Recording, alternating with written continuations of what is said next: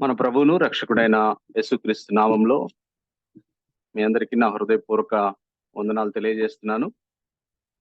మన ఆరాధనకు సహాయకరంగా మత్తయి సువార్త 28వ అధ్యాయం 1 నుంచి 7 వచనాల వరకు ఉన్న వాక్య భాగాన్ని చదువుతున్నాను.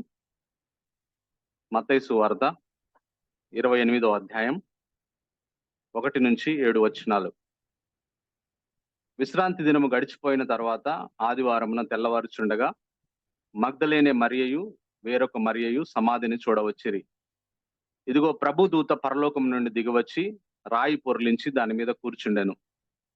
అప్పుడు మహాభూకంపము కలిగెను. ఆ దూత స్వరూపం మెరుపు వలె నుండెను. అతని వస్త్రము హిమమంత తెల్లగా ఉండెను. అతనికి భయపడుట వలన కావలి వారు వణికి చచ్చిన వారి వలె నుండిరి. దూత ఆ స్త్రీలను చూచి, మీరు భయపడకుడి, సిలువ వేయబడిన యేసును మీరు వెదకుచున్నారని నాకు తెలియను. ఆయన ఇక్కడ లేడు, తాను చెప్పినట్టే ఆయన లేచి ఉన్నాడు. రండి, ప్రభువు పండుకొన్న స్థలం చూచి త్వరగా వెళ్ళి ఆయన మృతుల్లో నుండి లేచి ఉన్నాడని ఆయన శిష్యులకు తెలియజేయడి. ఇదిగో ఆయన గలిలయలోనికి మీకు ముందుగా వెళ్ళుచున్నాడు, అక్కడ మీరు ఆయనను చూతురు. ఇదిగో మీతో చెప్పిదినను. మనందరికీ తెలుసు, శుభ శుక్రవారం రోజున యేసుక్రీస్తు ప్రభువారు మన పాపముల విషయమై సిలువలో చనిపోయాడు. ఆయన చనిపోయినాడని నిర్ధారించిన తర్వాత అరిమతయి యోసేపు అనే ధనవంతుని సమాధిలో ఆయన పెట్టబడ్డాడు. ఆ సమాధికి రోమా ప్రభుత్వం సీలు వేసి అక్కడ ఒక ఎస్కార్ట్ గార్డును కూడా ఉంచింది. అయితే ఇవేవి ప్రభు పునరుద్ధానాన్ని ఆపలేకపోయాయి. కానీ 3వ దినమున ఆయన చెప్పినట్లుగా ఆదివారం ఉదయం సమాధిలో నుండి మృత్యుంజయుడై తిరిగి లేచాడు. యేసుక్రీస్తు ప్రభువారు పునరుద్ధానుడు అయ్యాడు అని బైబిల్ మనకి సెలవిస్తా ఉంది. ఆయన ఈ లోకంలో మానవుడిగా జీవించినప్పుడే ఆయన చెప్పిన మాట ఏమిటనంటే, I am the resurrection and life అన్నాడు. పునరుద్ధానమును జీవమును నేనే అని యేసుక్రీస్తు ప్రభువారు తను మానవుడిగా జీవించినప్పుడే తనను గురించి ఆయన ప్రకటించినట్లుగా మనం లేఖనాల్లో చూస్తాం. ఆయన పునరుద్ధానుడు అయిన తర్వాత కొరింథీయులకు రాసిన మొదటి పత్రిక 15వ అధ్యాయం 3, 4, 5 వచనాల్లో వ్రాయబడినట్లుగా, కొరింథీయులకు రాసిన మొదటి పత్రిక 15వ అధ్యాయం 3, 4, 5 వచనాల్లో ఈ విధంగా రాయబడింది. నాకు ఇయ్యబడిన ఉపదేశమును మొదట మీకు అప్పగించితిని. అదేమనగా, లేఖనముల ప్రకారము క్రీస్తు మన పాపముల నిమిత్తం మృతి పొందెను, సమాధి చేయబడెను, లేఖనముల ప్రకారం 3వ దినమున లేపబడెను. ఆయన కేఫాకును తరువాత 12 కనబడెను. అటు పిమ్మట 500కు ఎక్కువైన సహోదరులకు ఒక్క సమయమందే కనబడెను. వీరిలో అనేకులు ఇప్పటి వరకు నిలిచి ఉన్నారు, కొందరు నిద్రించిరి. పునరుద్ధానుడైన యేసుక్రీస్తు ప్రభువారు తన పునరుద్ధాన ప్రత్యక్షతను తన శిష్యులకు 500 మంది ఇతర విశ్వాసులకు ఆయన అనుగ్రహించాడు. కాబట్టి ఈ పునరుద్ధానుడైన క్రీస్తును ఈ ఉదయకాలమున మనం ఆరాధిస్తున్నాం అనే విషయాన్ని మనం గమనం కలిగి, ఈ పునరుద్ధానుడైన క్రీస్తును మనము ఆరాధించాలని ఈ సందర్భంగా నేను కోరుతా ఉన్నాను. అయితే ఈ పునరుద్ధాన దినాన క్రీస్తు ప్రభు పునరుద్ధానం వల్ల మనకు కలిగిన ప్రయోజనాలు ఏమిటో మనం మననం చేసుకొని ఆత్మతో సత్యంతో ఈ పునరుద్ధాన క్రీస్తును ఈ ఉదయకాలంలో మనం ఆరాధిద్దాం. పునరుద్ధానం వలన మనకు కలిగిన ప్రయోజనాలను మనం జ్ఞాపకం చేసుకుంటే, మొట్టమొదటిది, క్రీస్తు పునరుద్ధానం మన మరణ భయాన్ని పటాపంచలు చేసింది. క్రీస్తు పునరుద్ధానం మన మరణ భయాన్ని పటాపంచలు చేసింది. అవును ప్రియులారా, మరణం మానవుని స్వయంకృతాపరాధం. పాపం వలన వచ్చు జీతం మరణం అని బైబిల్ చెప్తుంది. పాపం ద్వారా మరణం అందరికీ సంప్రాప్తించింది. ఈ ప్రపంచంలో స్టాటిస్టిక్స్ 6,000 మంది, ప్రతి నిమిషం 106 మంది, ప్రతి సెకండ్ 2 చొప్పున ఈ ప్రపంచంలో మరణిస్తూనే ఉన్నారు. అనగా గడియారంలో ముళ్ళు టిక్ టిక్ మన్న ప్రతిసారి ఈ ప్రపంచంలో ఎక్కడో ఒక చోట ఎవరో ఒకరు మరణిస్తూనే ఉన్నారు. అనగా మృత్యువు తాండవిస్తున్న ప్రపంచంలో మనం జీవిస్తున్నాం. అందుకే ఈ ప్రపంచానికి మరణం అంటే చచ్చేంత భయం. అందుకే బైబుల్ చెప్తున్న మాట ఏమిటంటే, డెత్ ఈజ్ ఎ కింగ్ అని చెప్తుంది బైబుల్. మరణము రాజ్యం ఏలుతుంది అని బైబిల్లో రాయబడింది. మరి 2000 సంవత్సరాల క్రితం యేసు ప్రభు వారు చనిపోయి సమాధిలో పాతి పెట్టబడేంత వరకు మరణం వన్ వే ట్రాఫికే. అయితే యేసుక్రీస్తుని మరణం బంధించి ఉంచలేకపోయింది.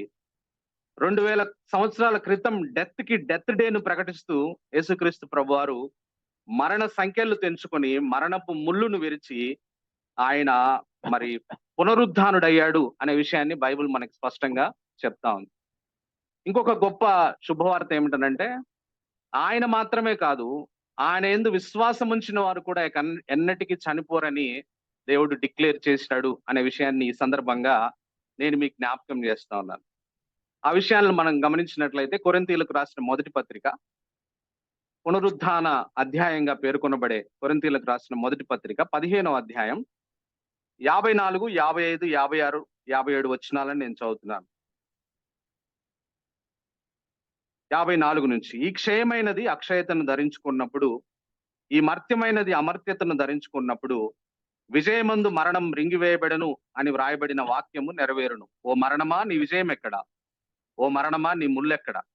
మరణపు ముళ్ళు పాపము, పాపమునకున్న బలము ధర్మశాస్త్రమే. అయినను మన ప్రభువైన అయిన యేసుక్రీస్తు మూలముగా మనకు జయము అనుగ్రహించుచున్న దేవునికి స్తోత్రము కలుగునుగాక. కాబట్టి క్రీస్తు పునరుద్ధానం మన మరణ భయాన్ని పటాపంచలు చేసింది. ఇది మొట్టమొదటిది. రెండవ విషయం, క్రీస్తు పునరుద్ధానం విశ్వాసికి కలుగజేసే రెండవ ప్రయోజనాన్ని మనం గమనించినట్లయితే, క్రీస్తు పునరుద్ధానం మనము నమ్మిన సువార్తను, మన విశ్వాసాన్ని, క్రీస్తు శిష్యుల సాక్ష్యాన్ని బలపరిచింది అనే విషయాన్ని సందర్భంగా నేను మీకు జ్ఞాపకం చేస్తాను. క్రిస్టియానిటీకి సెంట్రల్ పాయింట్, ఫోకల్ పాయింట్ క్రీస్తు పునరుద్ధానం. If there is no resurrection, there is no Christianity.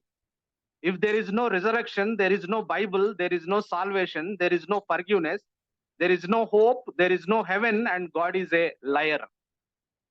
దేవుడు అబద్ధమాడాడు కాబట్టే పాత నిబంధనలో తను చెప్పినట్లుగా తండ్రి అయిన దేవుడు కుమారుడైన యేసును పునరుద్ధాన పరిచాడని అపోస్తలుడైన పేతురు అపోస్తల కార్యము 2వ అధ్యాయం 24వ వచనంలో ఆయన రాశాడు. అక్కడ రాయబడిన మాటను మనం గమనించినట్లయితే యాక్ట్స్ చాప్టర్ 2:24లో పెంతెకోస్తు దినాన మరి అక్కడ యెరూషలేములో పేతురు మాట్లాడుతూ చెప్పిన మాట ఏమిటనంటే, మరణము ఆయనను బంధించుట అసాధ్యము గనుక దేవుడు మరణ వేదనను తొలగించి ఆయనను లేపెను అనే మాట రాయబడి కదా. ఎంత మహిమాన్వితమైన విషయం.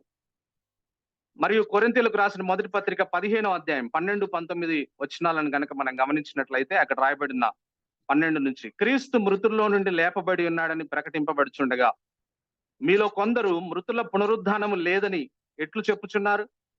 మృతుల పునరుద్ధానం లేని ఎడల క్రీస్తు కూడా లేపబడి ఉండలేదు. మరియు క్రీస్తు లేపబడి ఉండని ఎడల మేము చేయు ప్రకటన వ్యర్థమే, మీ విశ్వాసమును వ్యర్థమే. దేవుడు క్రీస్తును లేపెనని ఆయనను గూర్చి మేము సాక్ష్యము చెప్పి ఉన్నాము కదా. మృతులు లేపబడని ఎడల దేవుడు ఆయన్ను లేపలేదు గనుక మేమును దేవుని విషయమై అబద్ధపు సాక్షులుగా అగపడుచున్నాము. మృతులు లేపబడని ఎడల క్రీస్తు కూడా లేపబడలేదు. క్రీస్తు లేపబడని ఎడల మీ విశ్వాసం వ్యర్థమే, మీరింకను మీ పాపములోనే ఉన్నారు అనే మాట రాయబడింది. ఒక ఆయన అంటాడు, Christmas is a promise and Easter is a proof అంటాడు. క్రిస్మస్ అనేది ఒక వాగ్దానం అయితే పునరుద్ధానం అనేది అది ఒక రుజువుగా కనబడుతుంది అనే విషయాన్ని ఈ సందర్భంగా నేను మీకు జ్ఞాపకం చేస్తా ఉన్నా. కాబట్టి పునరుద్ధానం వల్ల మనకు కలిగిన ప్రయోజనం, రెండవ ప్రయోజనం ఏమిటనంటే, క్రీస్తు పునరుద్ధానం మనం నమ్మిన సువార్తను, మన విశ్వాసాన్ని, క్రీస్తు శిష్యుల సాక్ష్యాన్ని బలపరిచింది. మూడవ ప్రయోజనాన్ని మనం గమనించినట్లయితే, క్రీస్తు పునరుద్ధానం ఆయన సజీవుడు అనే సంగతిని నిరూపించి తద్వారా ఆయన సన్నిధి, ఆయన భద్రత, ఆయన వనరులు, వాగ్దానాలు నిరంతరము మనము అంతరాయం లేకుండా ఆనందించేటట్టుగా, అనుభవించేటట్టుగా క్రీస్తు పునరుద్ధానం మనకు దోహదం చేసిందనే విషయాన్ని నేను మీకు జ్ఞాపకం చేస్తున్నాను. Because Jesus raised from dead and he lives, we enjoy his presence, his provision, his protection, his promises without any interruptions. ఏ అవాంతరాలు లేకుండా యేసు ప్రభు సన్నిధిని, ఆయన వాగ్దానాలను, ఆయన భద్రతను, ఆయన కాపుదలను, ఆయన వనరులను మనం నిరంతరాయంగా ఆనందించే విధంగా క్రీస్తు పునరుద్ధానం మనకు సహాయం చేసింది అనే విషయాన్ని ఈ సందర్భంగా నేను మీకు జ్ఞాపకం చేస్తున్నాను. అందుకే ప్రకటన గ్రంథం 1వ అధ్యాయము 17, 18 వచనాలు ఈ విధంగా రాయబడింది. ప్రకటన గ్రంథం 1వ అధ్యాయము 17, 18, నేను ఆయన్ను చూడగానే సచ్చిన వాని వలె ఆయన పాదముల యొద్ద పడితిని. ఆయన తన కుడి చేతిని నా మీద ఉంచి నాతో ఇట్లనెను, భయపడకుము, నేను మొదటి వాడను, కడపటి వాడను, జీవించువాడను, మృతుడనైతిని గాని ఇదిగో యుగయుగములు సజీవుడనై ఉన్నాను. మరియు మరణము యొక్కయు పాతాళ లోకం యొక్క తాళపు చెవులు నా స్వాధీనంలో ఉన్నవి అంటున్నాడు. జాన్ 14:19 లో కూడా ఆయన చెప్పిన మాట ఏమిటంటే, because I live you also you will live, you also will live అన్నాడు. నేను సజీవుడను కనుక మీరు కూడా సజీవులై, నేను జీవించుచున్న వాడను కనుక మీరును జీవిస్తారు అనే విషయాన్ని ఆయన చెప్పినాడనే విషయం ఈ సందర్భంగా నేను మీకు జ్ఞాపకం చేస్తాను కదా. అందుకే ఇంగ్లీష్ లో ఒక లిరిక్స్, ఒక పాట, because he lives I can face tomorrow, because he lives all fear is gone, because I know he holds the future and life is worth the living just because he lives అనే మాట రాయబడింది అనే విషయాన్ని సందర్భంగా నేను మీకు జ్ఞాపకం చేస్తున్నాను. అంతే మాత్రమే కాదు, యోబు అంటాడు, యోబు గ్రంథం 19వ అధ్యాయం 25వ వచనంలో, for I know that my redeemer lives and at last he will stand up on the earth అంటాడు. అయితే నా విమోచకుడు సజీవుడనియు తర్వాత ఆయన భూమి మీద నిలుచుననియు నేను ఎరుగుదును అని యోబు ప్రకటిస్తున్నాడు అనే విషయాన్ని నేను మీకు జ్ఞాపకం చేస్తాను.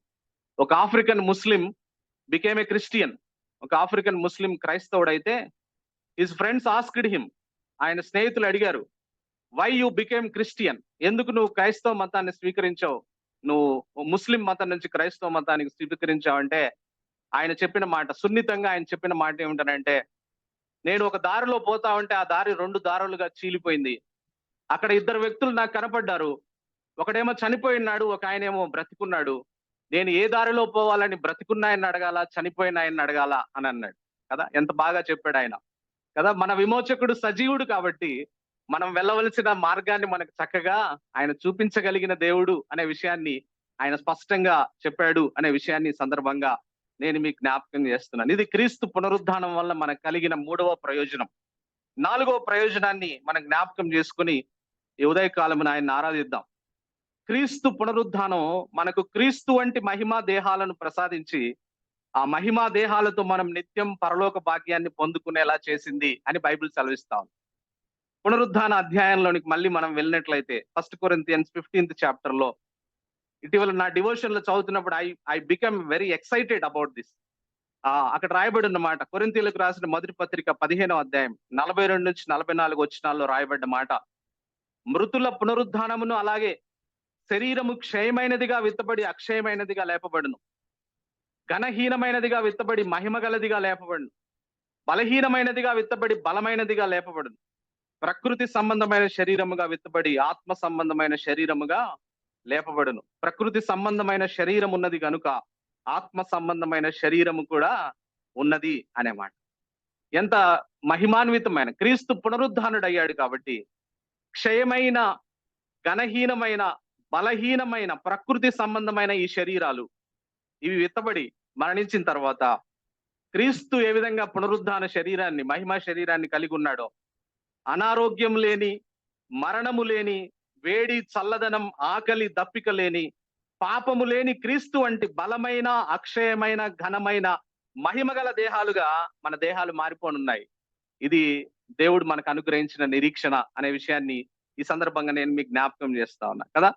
ఈ శరీరానికి ఆపోజిట్ గా మనం గమనించినట్లయితే కదా, మరొకసారి చెప్తా ఉన్నా, అనారోగ్యము లేని, మరణము లేని, వేడి చల్లదనం, ఆకలి దప్పిక లేని, పాపము లేని క్రీస్తు వంటి బలమైన, అక్షయమైన, ఘనమైన, మహిమగల దేహాలుగా మన దేహాలు మారిపోబోతున్నాయి. Because he got resurrected and because he got that glorious bodies, we are also going to partake in to the glorious bodies అనే ఒక గొప్ప నిరీక్షణ ఈ పునరుద్ధానం ద్వారా మనకు కలిగింది అనే విషయాన్ని, ఈ మహిమా దేహాలతోటి క్రీస్తుతో శాశ్వత కాలం నిత్య మహిమలో, నిత్య జీవంతో మనం పరలోకంలో ఉండబోతున్నాం అనే విషయాన్ని సందర్భంగా నేను మీకు జ్ఞాపకం చేస్తా ఉన్నా. న్యూ హైబ్రిడ్స్ ఐలాండ్ లో మిషనరీలుగా వెళ్ళిన 2 మిషనరీలను అక్కడ నరమాంస భక్షకులు చంపేసి తినేస్తారు.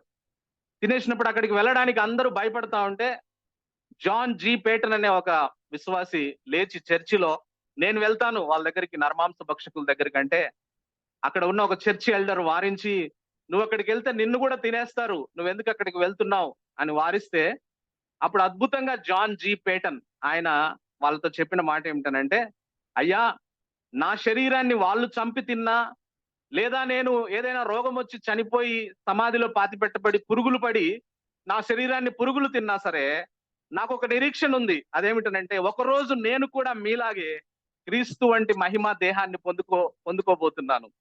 I'm also going to get, నా శరీరాన్ని నరమాంస భక్షకులు తిన్నా సరే, లేదా నా శరీరం చనిపోయి పాతి పెట్టబడినా సరే, క్రీస్తు మహిమ, క్రీస్తు దేహం వంటి మహిమ దేహాన్ని మీ వల్లే నేను కూడా పొందుకోబోతున్నాను. ఆ నిరీక్షణ నాకుంది. అందువల్ల నన్ను వెళ్ళనీయండి అని అక్కడికి వెళ్ళి అనేక మందిని మరి క్రైస్తవులుగా మార్చాడు అనే విషయాన్ని సందర్భంగా we have a great hope we had in Christ resurrection. This is the hope that Christ resurrection has given to us. ఈ గొప్ప పునరుద్ధాన ఆ వాగ్దానాన్ని, ఆ నిరీక్షణను పునరుద్ధానం మనకు అనుగ్రహించిందనే విషయాన్ని ఈ సందర్భంగా నేను మీకు జ్ఞాపకం చేస్తున్నాను. Dear church, this word resurrection belongs to only Christ and Christianity in this universe కదా. పునరుద్ధానం అనే పదం ఈ విశ్వంలో కేవలం క్రీస్తుకు, క్రైస్తవ మతానికి మాత్రమే చెందింది. క్రీస్తు మార్గానికి, క్రిస్టియానిటీకి మాత్రమే చెందింది.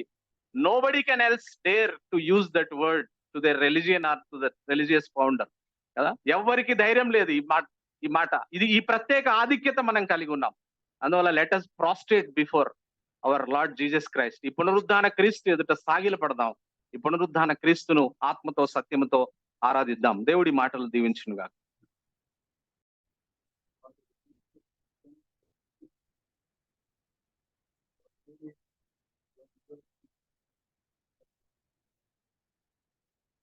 Our lives that was once on its way to hell and eternal destruction, now we have a glorious hope that this world can never take away, Lord. No situation in this world can take it. Thank you, Lord, for this precious resurrection that removes the fear of death from our lives and enables us to live a confident life the rest of our life on earth, where we enjoy your promises, where we enjoy your protection, where we enjoy everything that is good and needed for us, Lord. And your resurrection is a picture of how we are going to be one day. The word says, you shall know him, see him, and you shall be like him. Therefore, may this knowledge change us in the way we behave, in the choices we make, in the decisions we make, and lead us to live a life which honors you, live a life where we treasure you, Lord. May we not neglect so great a salvation by our foolish behavior. Pray for each one of us here. May our lives be a worship unto you, whatever we are going through. We thank you, we praise you, Lord. Accept this worship, for we offer this in the sweet and exalted name of our Lord and our Savior, Jesus Christ. Amen.